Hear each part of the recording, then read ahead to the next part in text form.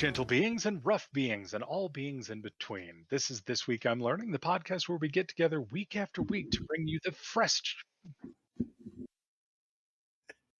an inability to talk, the freshest of knowledge drops, even if they're cryogenically frozen to stay fresh. This is episode 97, recorded September 7th, 2022, and I am your host, Brandon Vader, also known as Captain Dracanis, also known as Captain's Bed. Although, small update there. Small update. I did finally get the wire in, but now I'm house sitting for my parents for the next 10 days and can't actually install it. 10 days. But joining me down below, or I guess down below, something that general direction and roughly that direction in real space. Colton Roper, also known as Seeker 4761. And then directly next to me, we have halfway across the world, Cody Stratman, also known as Psychonitrous. Over there in real space, that way. Yeah. You sure it's not like... No, I actually more like that, no, probably. Slightly well, north. if you went through the planet, it's like... Oh, no, it'd be south, not north, south, slightly south. Yeah. That's Are you accounting for great circles? I mean, we live on a sphere. No, we don't. I am not a flat earther. Only flat Earth. No, I'm just magnets. Saying, how do they even work? Great circle routes. Wonderfully, oh, that's how they work. Oh my God. Yeah, we're gonna stop there before we get too heated. But not a flat this week, Cody is going to talk about how it's the final particle. Thank you. And we have all aged ourselves. Thank you. Oh, it's a popular song. That song never dies. But Colton is going to tell us how now that is sticking it to the man. Oh, that's what I meant to type. Why did I say taking it? I meant sticking it. Well, I'm glad you fixed that. Taking it works, but yeah. And I have actually been out of touch for most of this week because of work things, so I can't actually even spoil it, I don't think, this week. Nope. You won't get this on. But you guys will get it pretty quick when I start, though. But what we'll also get is, it comes from above. Finally. Brandon. That's what Brandon's talking about. Something about above.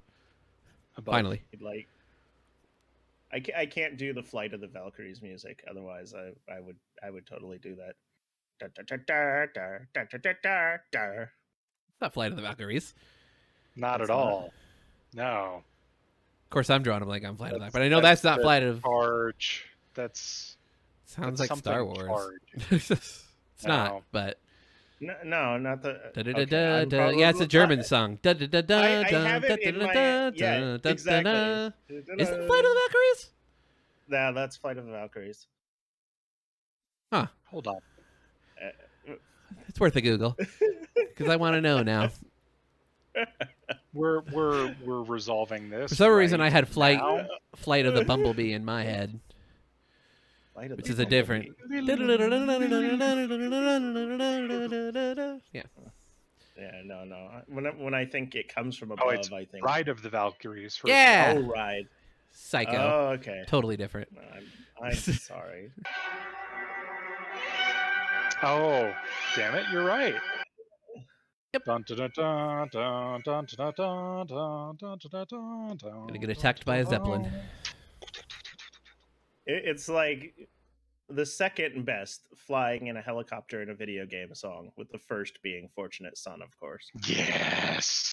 Oh my God. Okay, so Helloborn. Yep, Helloborn, but we just got back into Arma 3. And if you guys want to be better helicopter pilots, get the Heli-Hell scenario. It introduces random tail rotor and main rotor failures. Just randomly, like you're flying around, enjoying the map, and then all of a sudden, you're basically shot out of the sky, and you have to auto-rotate. And it yeah, makes so much difference. Unless you run into the invisible wall 3 feet above a bridge. Yeah, Arma and its It bugs. still pisses me off because that was a really, really nice equipped Huey Mark II. But Whatever. I can Anyway, see Colton Cody. grimacing. Cody, tell us about how it's the final particle. So actually I lied because it's not going to be the final particle. But yes, that's what it's called. That is the name of it. It's just I am choosing to only describe like 6 of them rather than a bunch of them. So yes, it's correct, but in a lot of ways maybe not. Anyway, so this is going to be another Thai grammar word class from yours truly, Cody Stratman. So English, and what this is about is actually at the end of a sentence. English kind of Wait. has this. Is it participle, not I think it's going to be particle? participle. No, Yeah. it's particle. In my book, it says particle. Then your book is wrong. Okay, describe participle. If you're, because I want to make Well, sure. you're what about we're to trying- describe it. So Okay. Well, because I'm pretty sure participle is different, but I can't remember what a participle is now. We're just like Googling crap. In linguistics, a participle is a non-finite verb form that has some of the characteristics and functions of both verbs and adjectives. No, this is not that. Oh. This is not that. And so I will therefore explained. Clearly, I cannot speak either. Explain what this is. So, and I'm going to explain the Thai version first because English has this, but it's kind of weird in English. So in Thai, there's a bunch of these. And what I'm going to show you, or what I'm going to talk about, is 6 different ones at the ends of sentences that basically add something to the sentence. So you can use, for instance, the first one that I'm going to talk about is noi, which noi, low tone, which basically means a little, but also means like to soften the sentence. So you would use it at the end to basically like, okay, I'm going to make this sentence really weird since obviously the audience does not speak Thai. So could you turn off the lights? Noi. Noi. Which basically is like, could you pretty please turn off the lights? It's something so it's that the makes the equivalent of request LOL in a softer. text. Yeah. Just like, if I'm you not say mad, the I swear. sentence- Gotta say LOL, otherwise, or a smiley face or something. Otherwise, it just sounds angry. So the examples, so I actually had to wiki this. The examples that they give in English are like man in "Don't do it, man," or right is the blue one, right? So the blue one, comma, right, or no, you want to go, no, which is basically the way that you say a question as a statement by adding that no in there. And different languages have these. Like there's a bunch of them in Japanese. There's some in Portuguese. There's actually 3 of them in Spanish too. And then Chinese has these, which doesn't surprise me that Chinese does. Yeah, because it looks like Chinese has it kind of similarly to Thai. But the English ones don't really align up with the meaning. So it's basically something at the end that changes the rest of that modifies the sentence. So the first one in Thai is noi. I know I'm set. I have the hardest time with low tone. Noi. Noi. There we go. So the next one is Duai, which means so it also Duai has two meanings. So one of them is to it literally means the word also, but in this context, as an attention seeking particle, I almost said participle. It basically means like, hey, I need help. So you could say like the word for help. So basically the equivalent of help me or like help in Thai is Chuai Duai. And then there's, so if you wanted to like say that I want to order, you could kind of speak up and say Sang Duai. So basically saying like, hey, I'm here, could you please assist me? So that's one. Then there's another one which is te. Sorry, I said that wrong. Te, which is, so it's kind of a soft urging word, which you would use as making something not really kind of a request. It's in between like a request and an order. I would say it's like verging more on order than request, but it's a very soft order.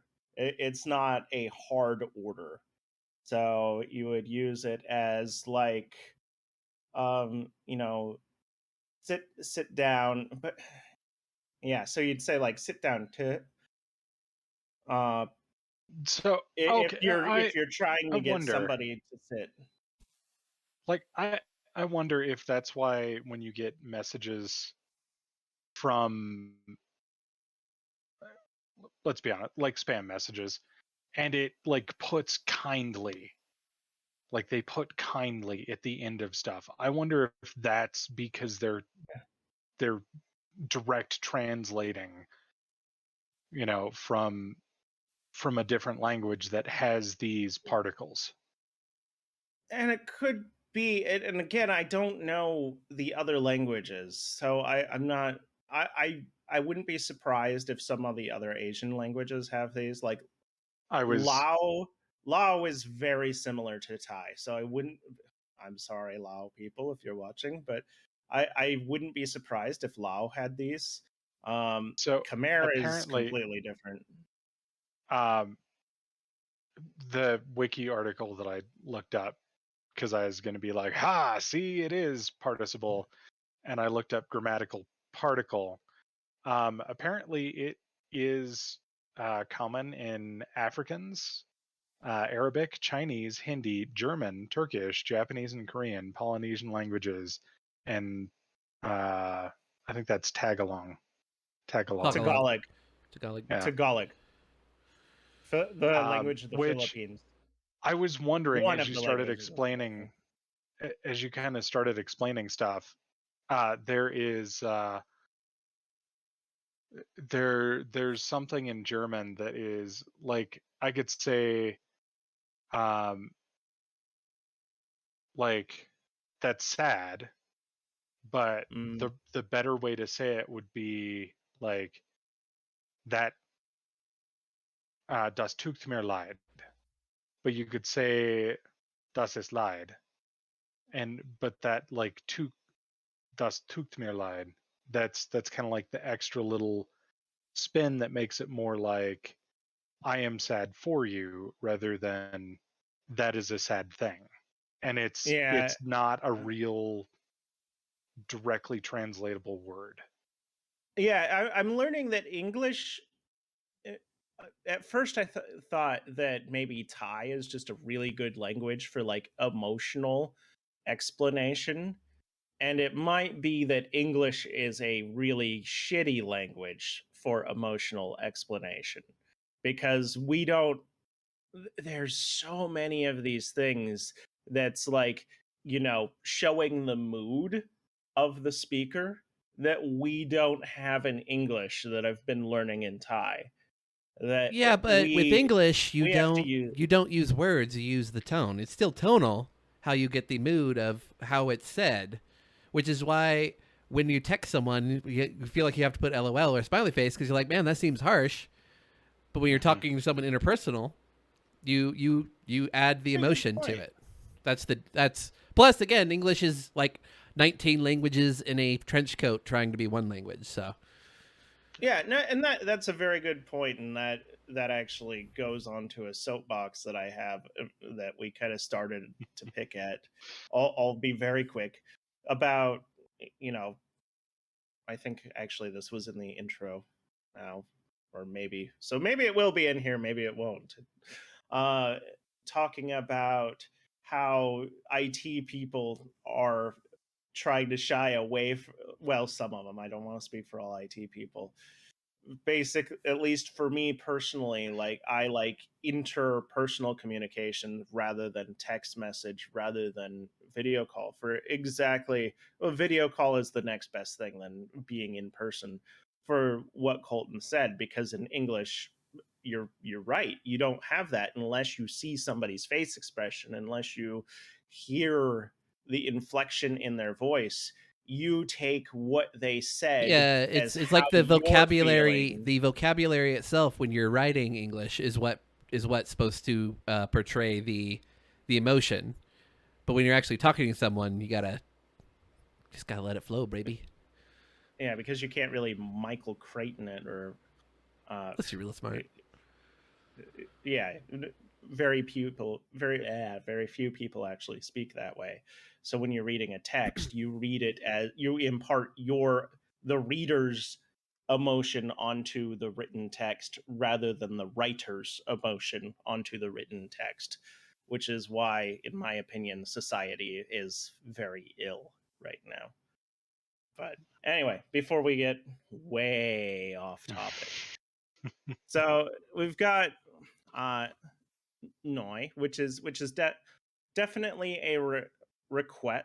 Sorry, Noi, which is definitely a request rather than an order. That's they like, would you please do this? Like please, like I'm making myself small. Like it's a little request. Please do this. Then you've got uh to, which is it's definitely like if Noi is like, down here as far as like please do this, to is like do this. But do it nicely. Then you have so kind of like uh so going up with to, then you have the next one above that, where this one is definitely an order, which would be like the mother not necessarily yelling, but like saying like eat your food.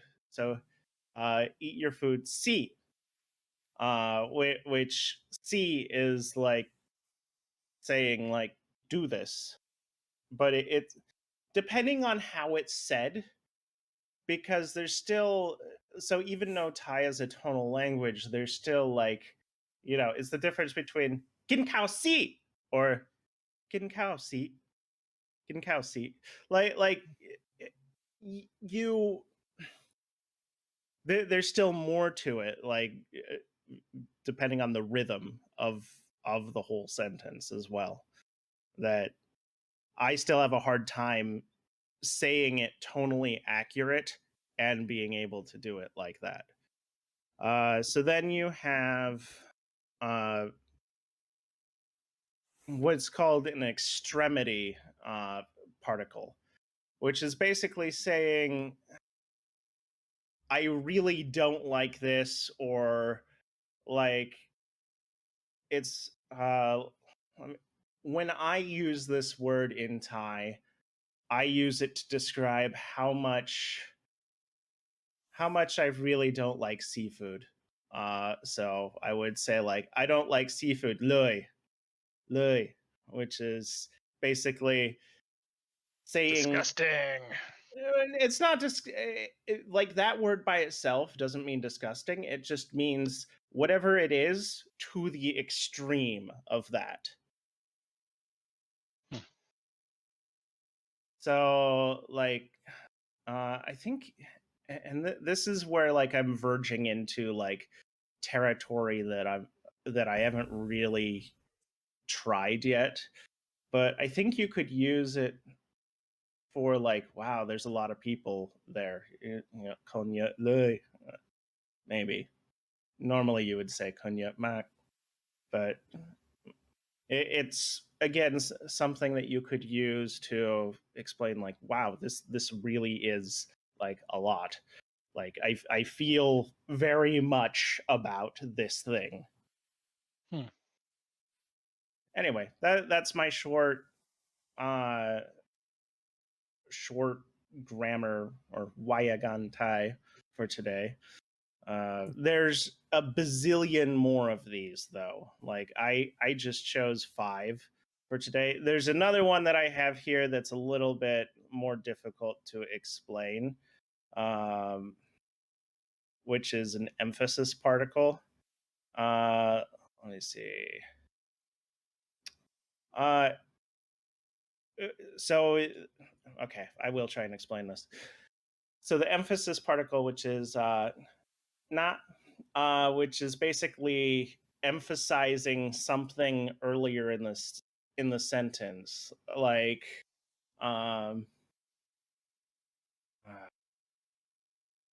God, this one's a little bit more difficult, and I should have brought my tablet out because I've got more notes on these on my tablet. You know what? I'm not going to for right now. Sorry, I'm giving up. No, I'm not doing it. Particle beat me. Yeah, but yeah, this is some of the fun of learning another language and then trying to use these out in the wild and seeing what reactions you get, if it's like a confused reaction or if it's a like, oh, okay, I understand, oh, okay, I get what you mean. But all of these together are really cool because it really helps you like personalize your statements, your questions, your speaking, which is just so cool. Hell yeah! Anyway, that's what I have for today. Nice. So you're gonna throw it to Colton? No, I'm not. I'm just gonna leave it hanging. So let's stick it to the man, Colton. Stick it to the man. Well, fuck, I'm gonna die, but I'm gonna try and power through it. So now that we have the old band back together, I am sure you all remember the time we worked at an ISP in a small mountain town in Colorado, because that's kind of where at least my introduction to the group came from, was working there. Yep. And I am sure you guys remember how much of a pain in the ass it is to build out a new network, especially at that scale. At least a ISP level network, and then also other issues. It was fun, still a pain for me. Doesn't mean yeah. I'm the one who had to install hundreds of things in 3 months. The one implementing part of my crazy plan. Exactly. Mostly Jason. Still fun. Still fun though, but still a lot of work. A lot of work. Well, one man in Michigan in the U.S. he was looking for an upgrade to his internet service. He had a fixed 50 megabit per second. See, I knew one of you guys knew this story. He had a fixed 50 megabit per section Mbps, whatever, connection through his cell phone, which I mean, kind of sucks when you look at it compared to like Thailand, or like the cell service at a major metropolitan city. But he wanted more. He was a network tech. Also, this dude. The latency too. Exactly. Would be pretty bad. Exactly.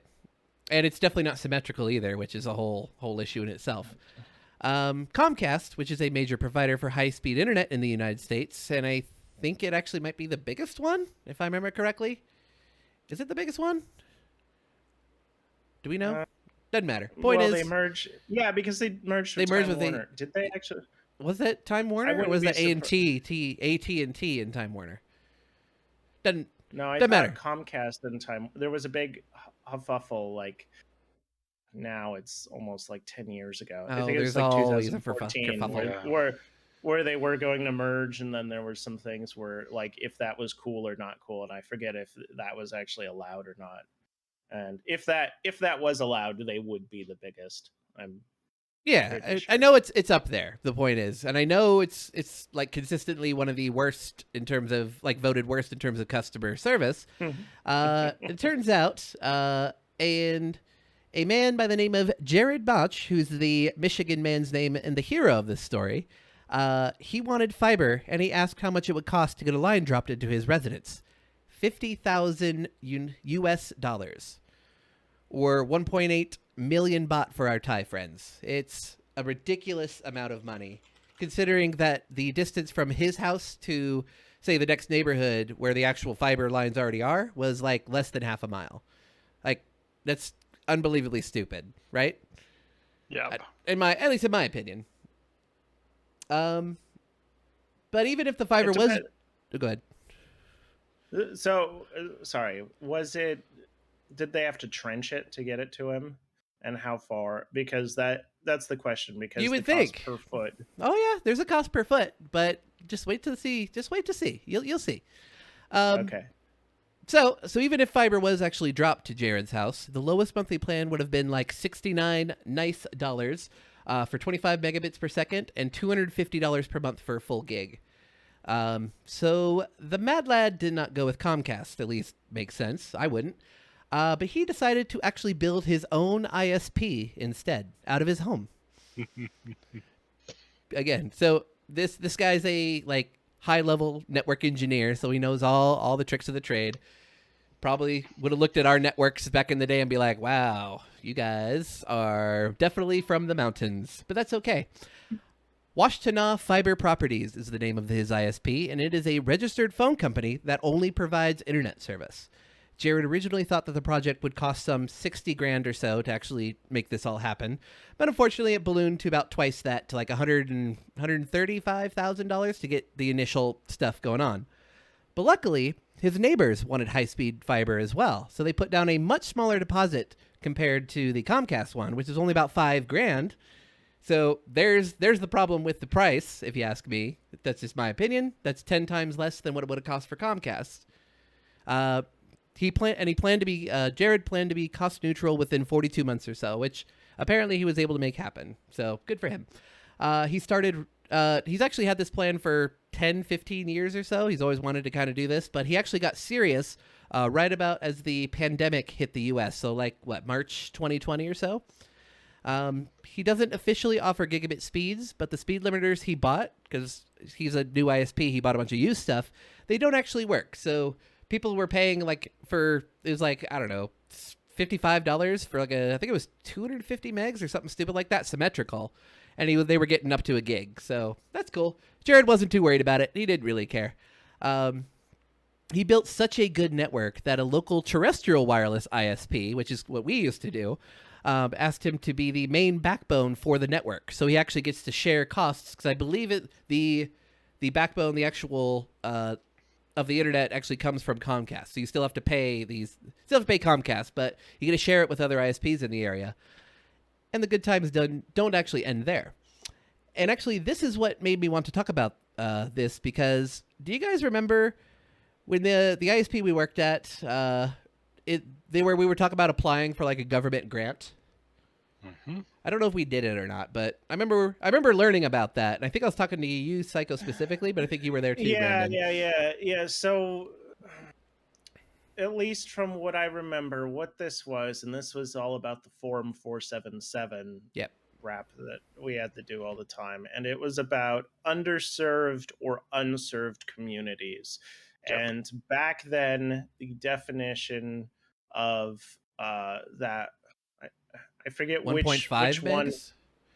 No, so for a while it was 1.5 megs. They upped it to 10 and then 25. Yeah, but not when we were there. 25. Or was it when we were there? When we were there, it was they were talking about it. I don't remember if they actually did it, but they were going to do it. Point is, 1.5 was pretty much the most you could get in that mountain town, at least without going with us because we were better. Ish. We were better. We were better. We were better.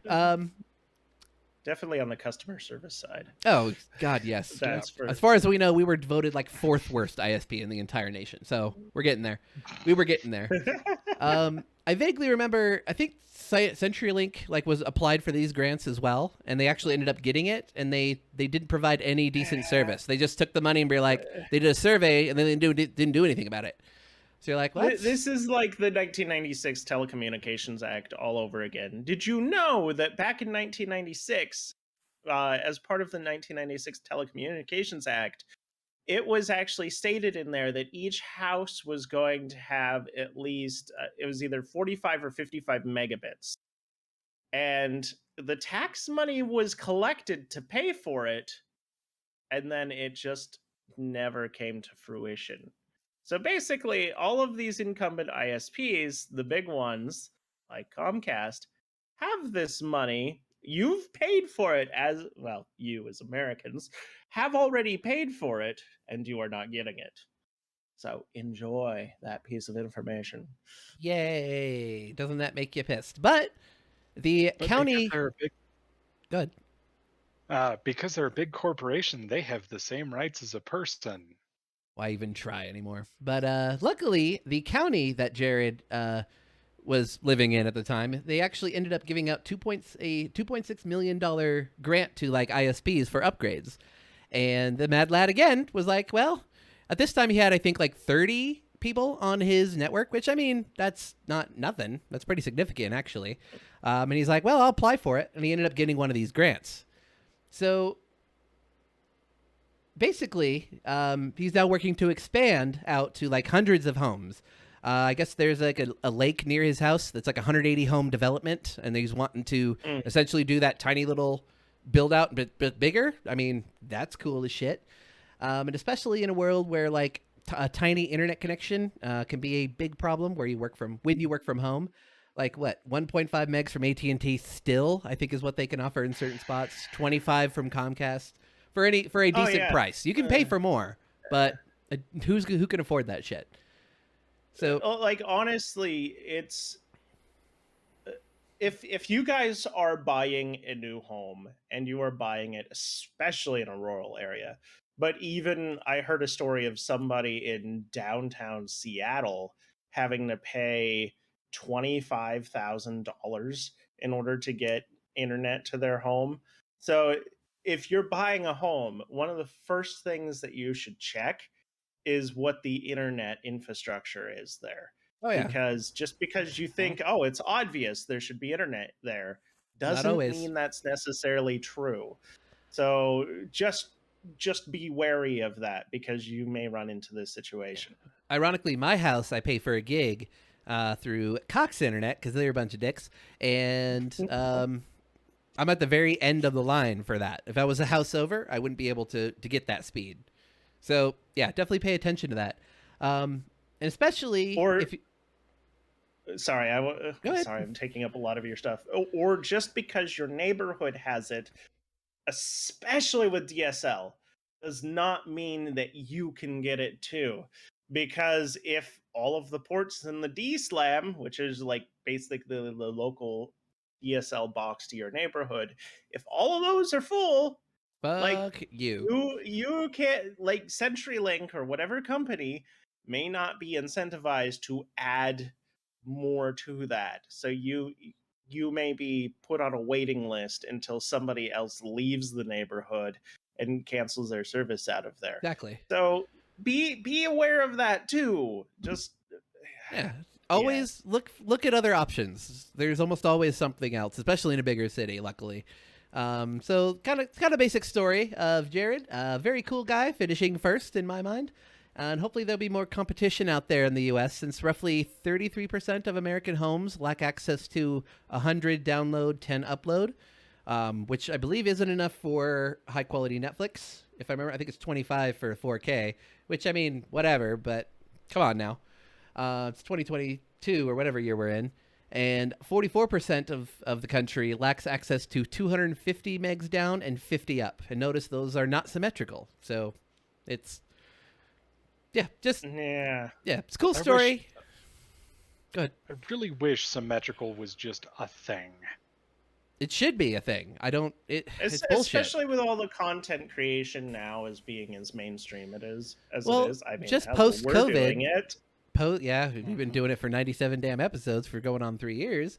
I mean, I could work from home in my job. Brandon works from home at his job. Like, that's the way the world's going, or at least in the United States. They're trying to push for. There's a market out there for at home workers. So, Yep. hopefully in time.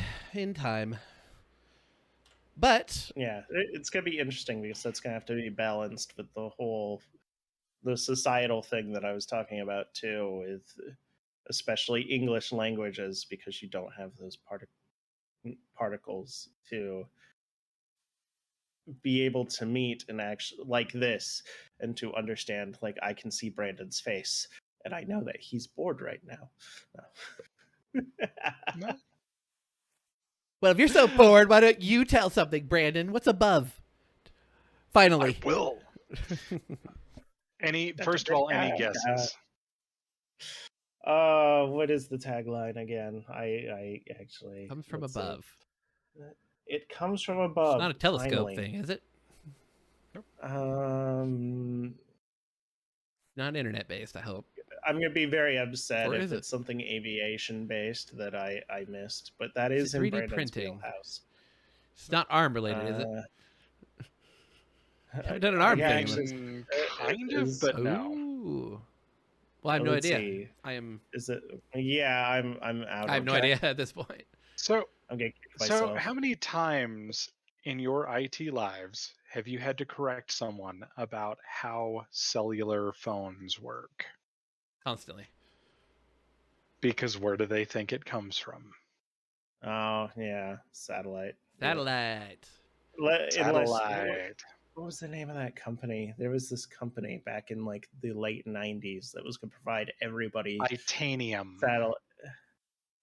Titanium. Kind of like titanium, but Stadium.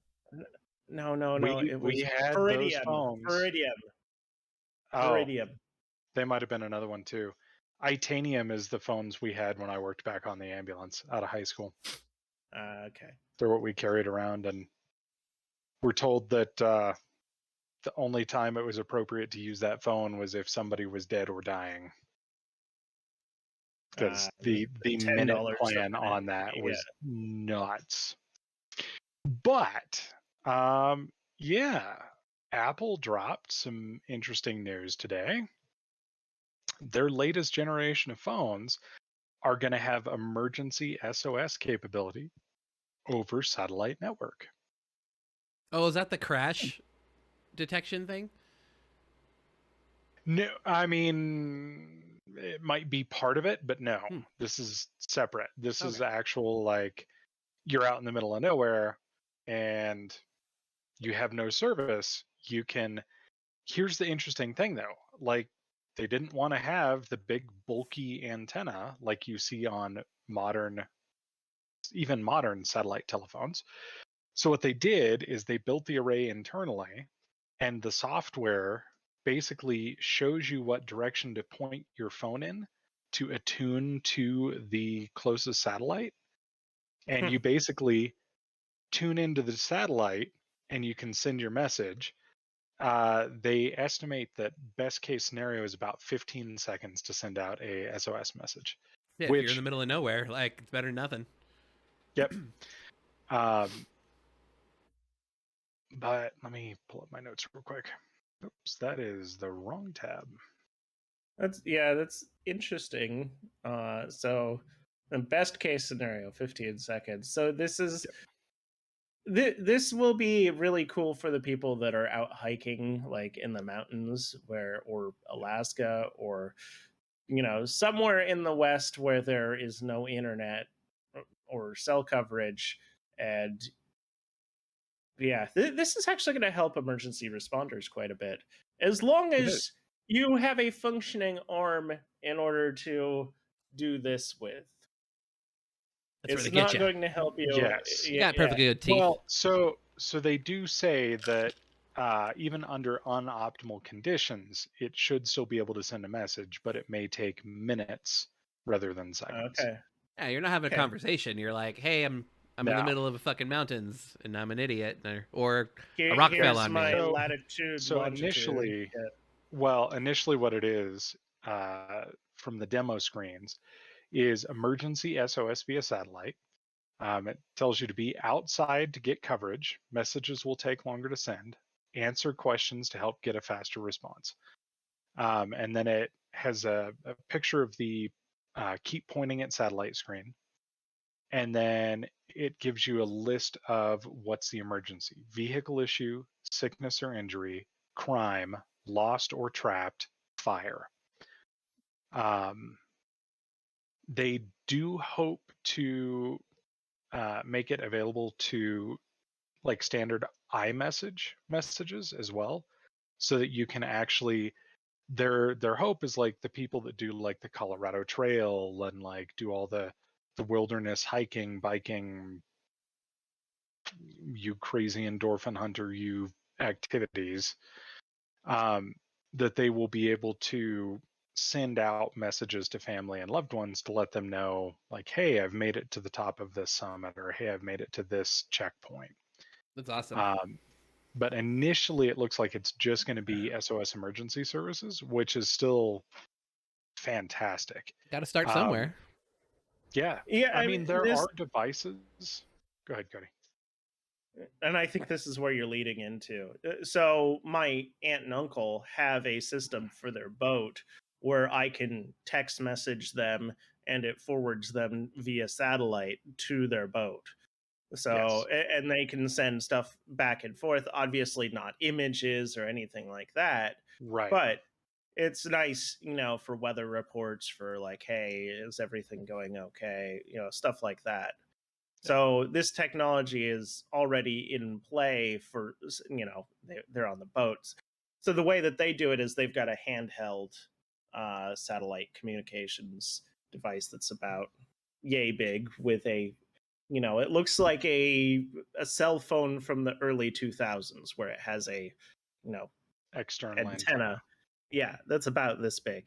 So, I mean, it's not your, pretty slate, but it's interesting to see it what looks kind like of a coverage walkie-talkie, comparatively. exactly.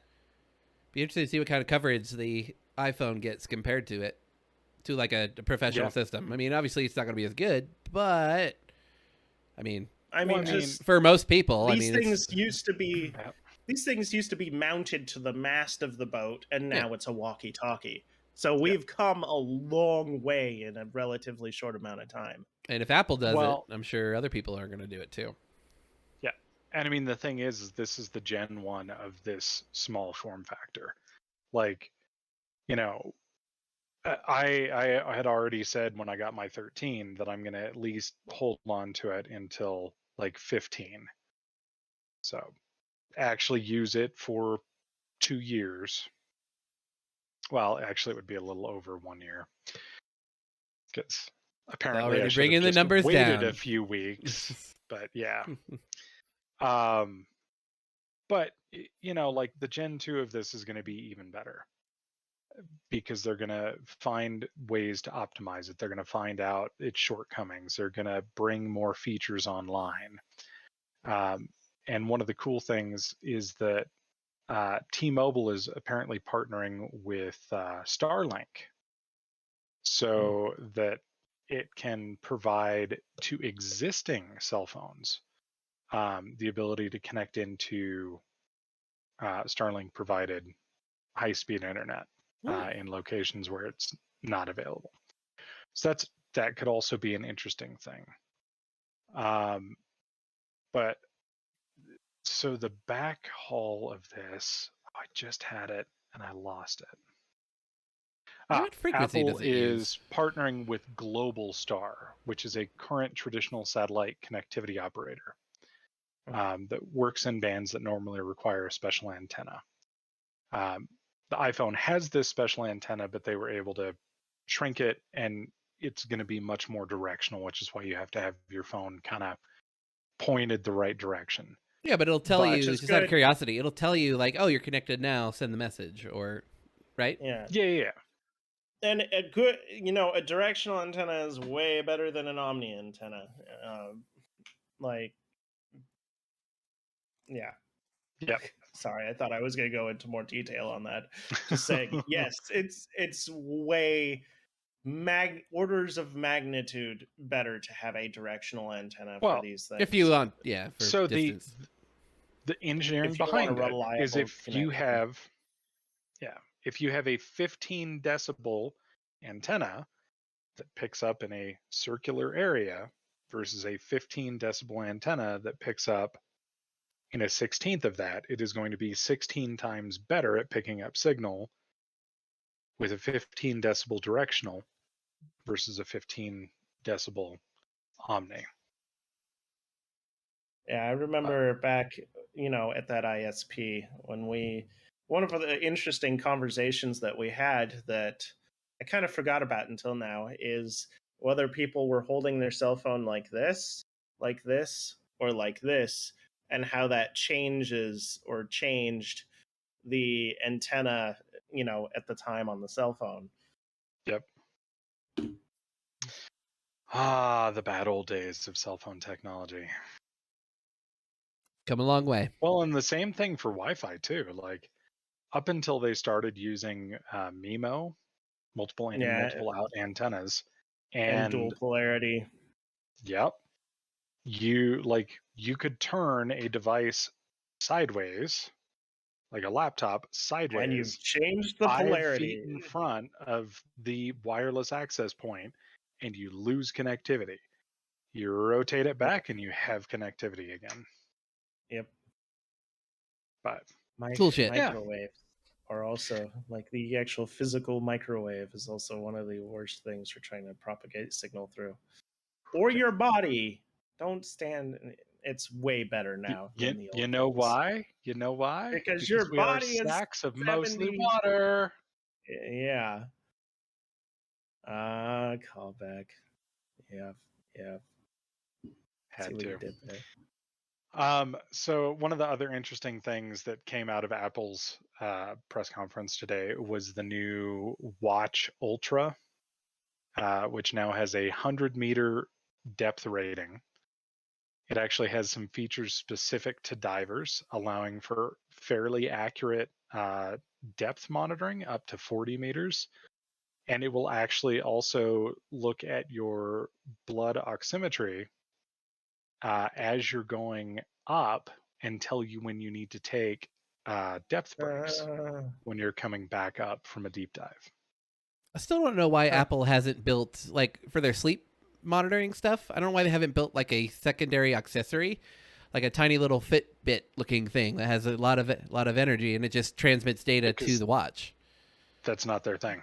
I know, but they need to do that. Look at it. They want you to have for the masses, not a phone and a watch and earbuds. Now, where that could be smart is if there's a lot of people who sleep with their earbuds in. If they add blood oximetry to the earbuds, that could be an interesting way to add that while your watch is charging.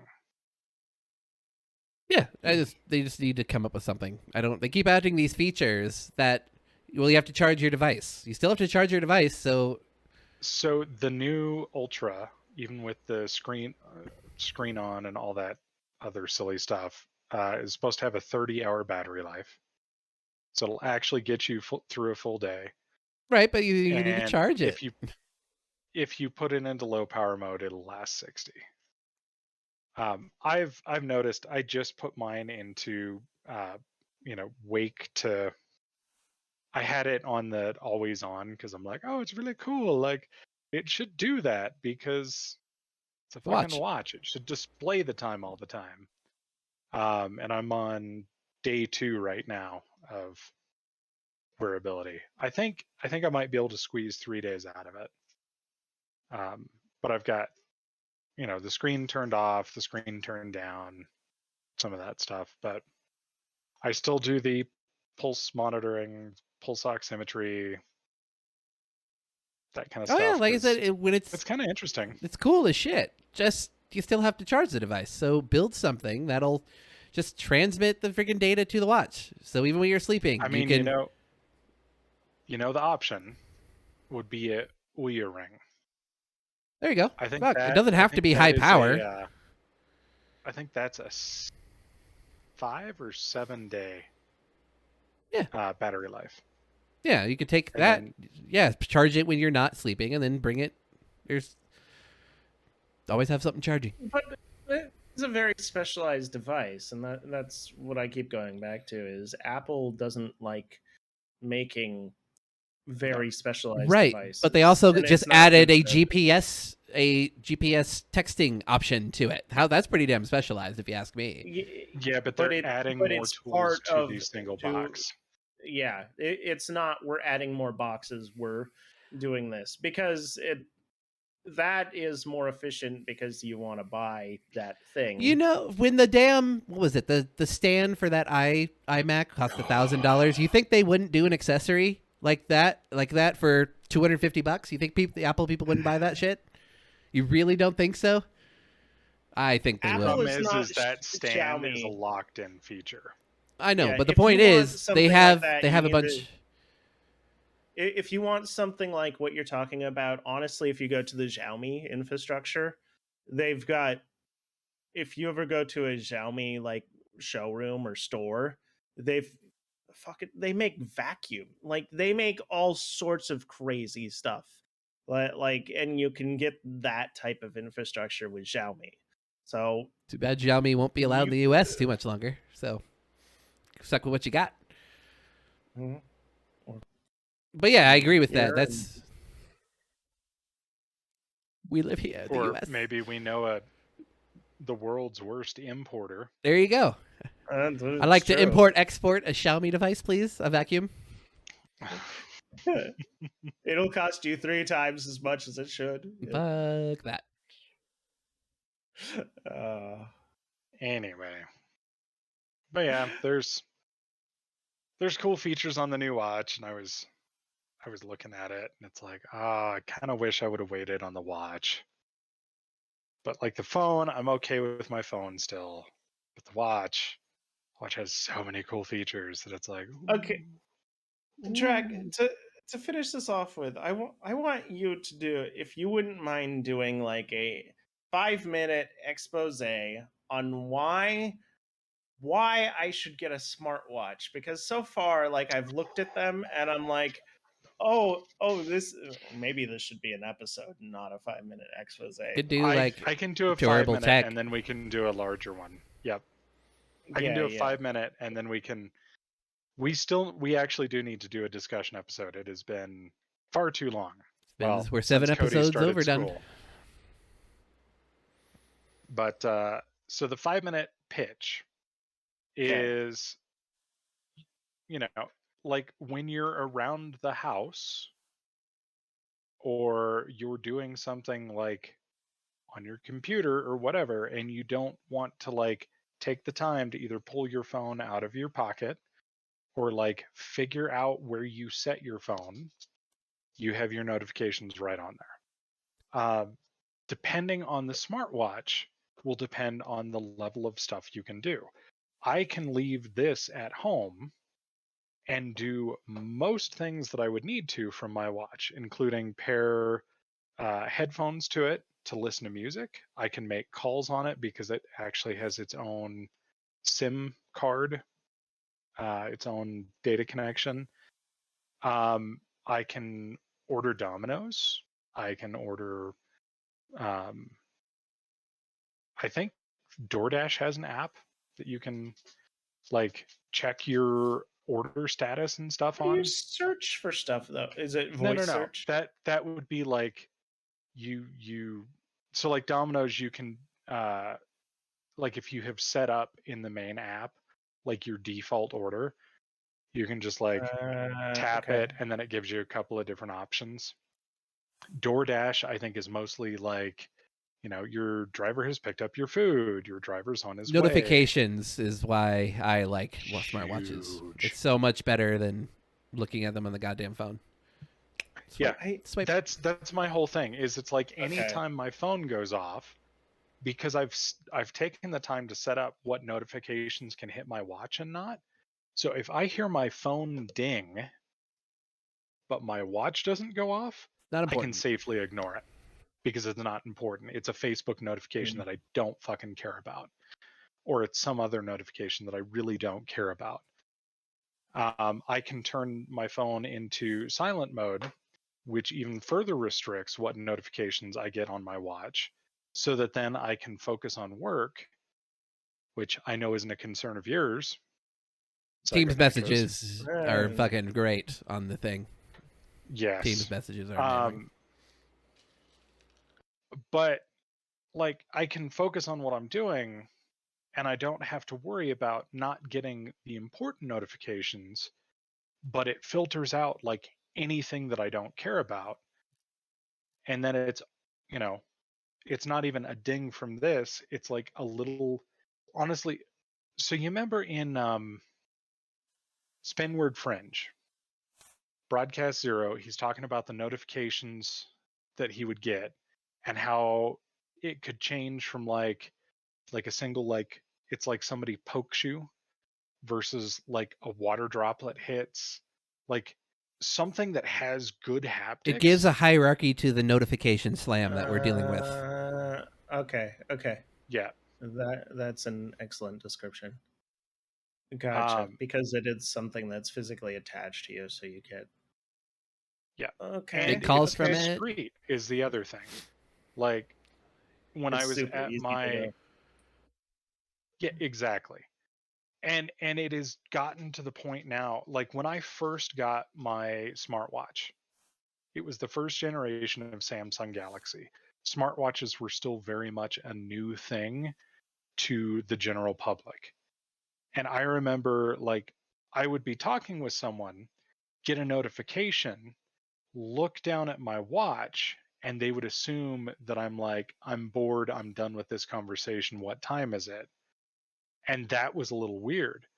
But it's gotten to the point now where, because honestly, because of Apple Watches, it's so enmeshed, just kind of like people wearing earbuds but still carrying on conversations with people. It's how society has It's changed a little bit. now just it's like you're a part-time cyborg.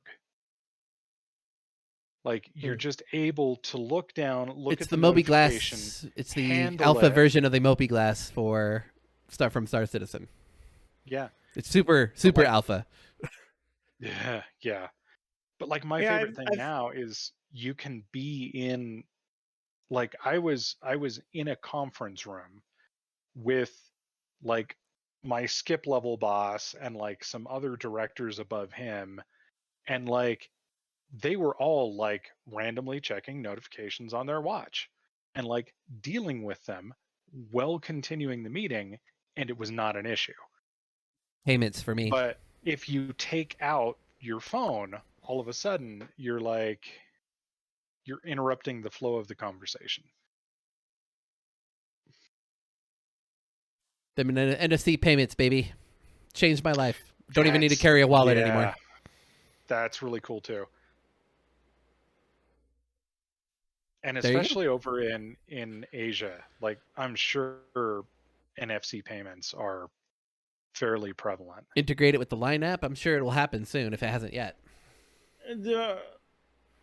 There's actually some of this, like the MRT actually uses this, and that's the first thing. But I mean, for most companies or even like food vendors, like if I want to get like meat on a stick, it's either cash or it's very rare somebody will actually take a credit card. They have to be like a big business to take a credit card, or they Vending machines too. use That showed up in Tucson uh recently.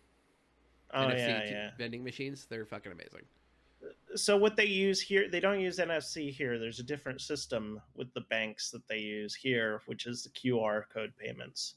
Hmm. So everybody has their own QR code, and you use the bank app. Whatever bank you just use that app, and then you scan the QR code, and then you hit next a couple of times, and then you've paid them.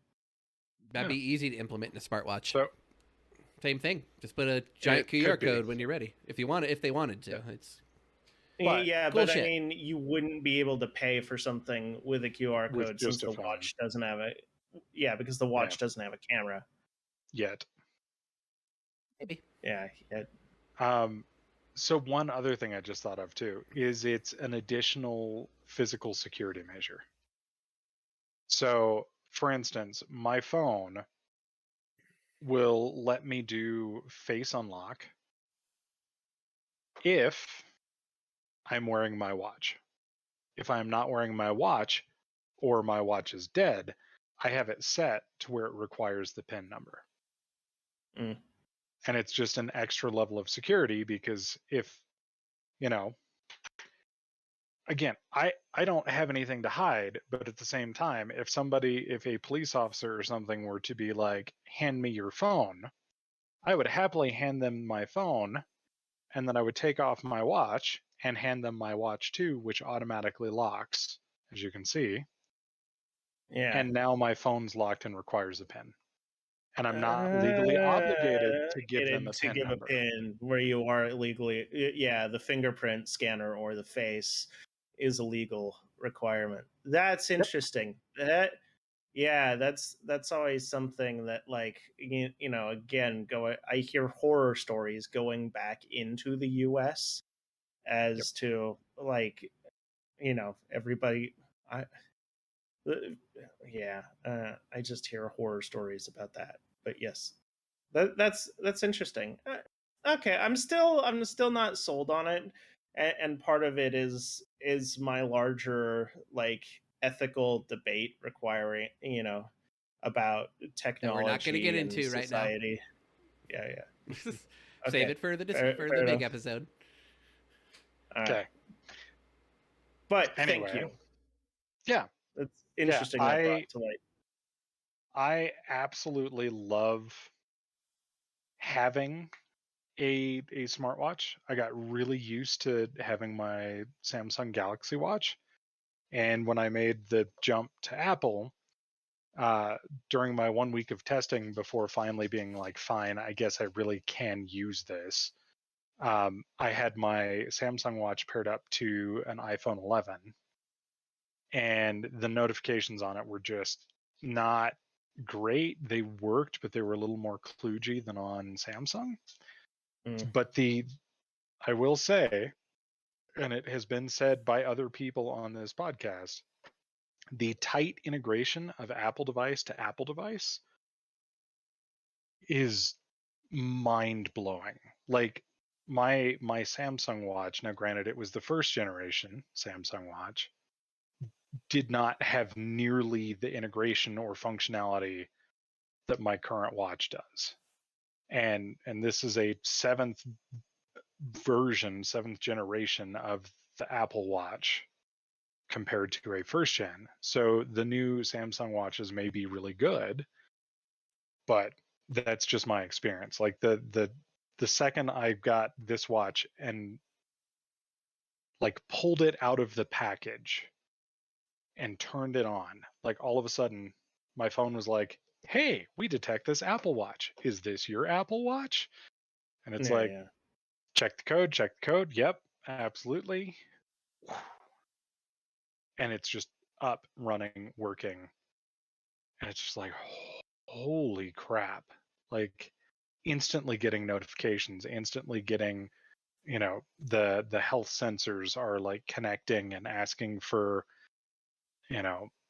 ability to like store the data locally. And it's just like, holy cow. And an interesting thing is our little rural hospital, I have my phone tied in to my medical records now, which I'm a little curious about the longevity, like privacy concerns and stuff, but We've crossed that evil bridge. pretty much. Yeah, but it's sorry. Like, we're at an hour and 10 minutes, boys. Yep. Okay. But I can provide abnormal readings from my watch to my medical record, so that then I could go into the doctor and be like, hey, I was feeling really bad this week. And they can be like, well, let's look and see if there's anything going on. And because this Okay. has the EC or EKG ability on it, like they could check for AFib, they could check for some stuff like Yeah. that with the post data.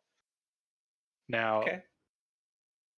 just another probably doesn't, tie in like that over there. Maybe it does. I don't know. That's my And experience here. yeah, that's a longer conversation. Exactly. But So for now, it's some things to think about. Watches, yep. maybe for me, maybe not. Okay. Well, we will talk more about that in a future episode. But for now, Cody, where can we find you? I am Cody Stratman, Psychonitrous, Zito Valder, Striving to Fail.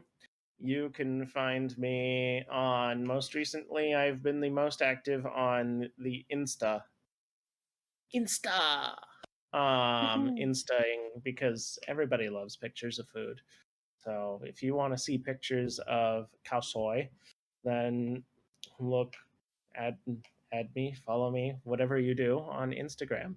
So yeah. Colton, where can we find you, good sir?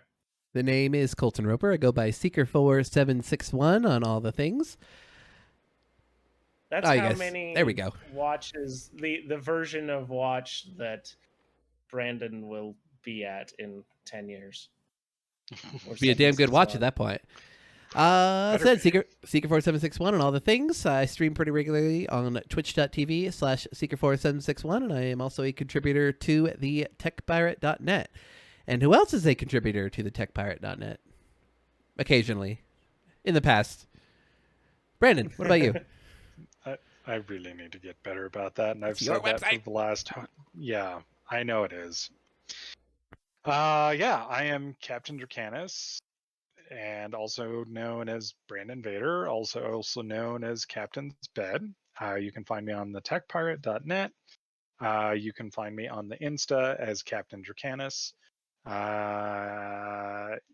You can find me on most of the game platforms as Captain Dracanis. Yeah, and you should totally check out Captain's Bed in about 2 weeks from now, when I actually will have time to set my new wire harness up and start printing again. But in the meantime, if you want to see some of my current small attempts at printing, those are available on the Instagram. But I believe that is a night for us. So thank you all for joining us on this episode of This Week I'm Learning. You can find us wherever you listen to your podcasts, as well as on YouTube at This Week I'm Learning. For you social media peeps out there, you can find us on Twitter at ThisTWIL. And if you'd like to contact us, you can, of course, send an email to twil@thetechpirate.net. And we will see you all next week. Bye-bye! Bye.